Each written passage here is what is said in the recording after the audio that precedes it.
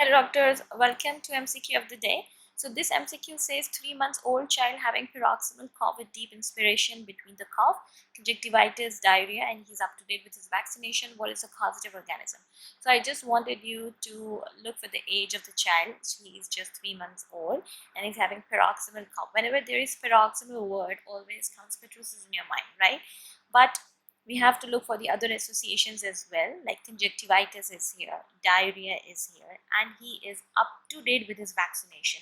This up to date with his vaccination and paroxysmal cough, these two things will make you help in your diagnosis. Now if I can just show you, this is principle and practice of pediatric infectious diseases. Here you can see this paroxysmal cough is a feature of predictive factor for uncomplicated pertussis, but for this, your patient should be having incomplete immunization. So here's the word which says he's up to date with his vaccination.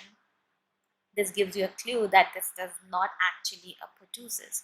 If you can go further here down, you can see that adenovirus infections frequently can be distinguished on the basis of associated features such as fever, sore throat, conjunctivitis. In one study, median days of cough was 18 for adenovirus infection compared with 35 days of pertussis. However, almost 50% of children with adenovirus had paroxysmal cough for more than 21 days. So it means that this paroxysmal cough is not only restricted or is not only associated with pertussis, but you can also find an adenovirus. Here you can also see there are other conditions as well in which you can see this paroxysmal cough.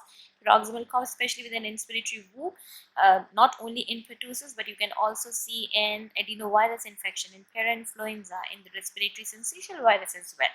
So that gives you a clue that this is not actually only pertussis, because the child is up to date, and the associated findings is very important. Associated findings like conjunctivitis and diarrhea. There you can see especially these findings. This is access medicine, right? These findings in the upper respiratory tract, adenovirus cause infections such as pharyngitis, pharyngoconjunctival fever, acute respiratory disease, fever, sore throat, coryza. In lower respiratory tract, cause bronchitis, atypical pneumonia, hematuria, dysuria, and gastroenteritis with non-bloody diarrhea. So everything is here: gastroenteritis, pneumonia, right? Fever, sore throat, conjunctivitis, pinky eyes, especially, and mainly occur in children younger than 2 years of age. So younger than 2 years, like in our case, is 3 months old. So most adenovirus infection resolve spontaneously. Approximately half of all adenovirus infections are asymptomatic. So here, on the basis of paroxysmal cough, but with up-to-date vaccination, cough history of cough, conjunctivitis, diarrhea, your answer should be adenovirus. There is one more thing which I just wanted to show you, and it's left here. In this one,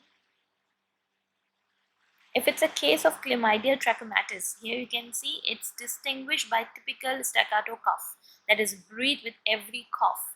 So this is a typical for chlamydia. So of course your answer should not be here chlamydia, and your answer here is adenovirus. Okay, thank you.